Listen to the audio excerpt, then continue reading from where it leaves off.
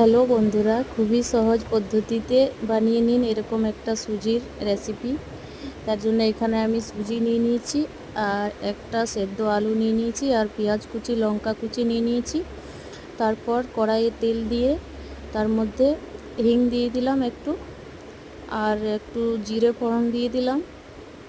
তারপর পেঁয়াজ লঙ্কা কুচিটাও দিয়ে দিলাম, একটু নাড়াচাড়া করে নিলাম 2 মিনিট পর্যন্ত। হ্যালো বন্ধুরা, খুবই সহজ পদ্ধতিতে বানিয়ে নিন এরকম একটা সুজির রেসিপি। তার জন্য এখানে আমি সুজি নিয়ে নিয়েছি, আর একটা সেদ্ধ আলু নিয়ে নিয়েছি, আর পেঁয়াজ কুচি লঙ্কা কুচি নিয়ে নিয়েছি। তারপর কড়াইয়ে তেল দিয়ে তার মধ্যে হিং দিয়ে দিলাম একটু, আর একটু জিরে ফোড়ন দিয়ে দিলাম।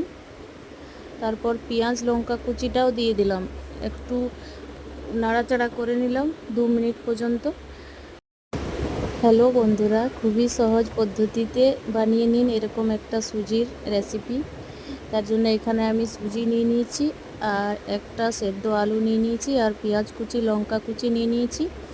তারপর কড়াইয়ে তেল দিয়ে তার মধ্যে হিং দিয়ে দিলাম একটু, আর একটু জিরে ফোড়ন দিয়ে দিলাম।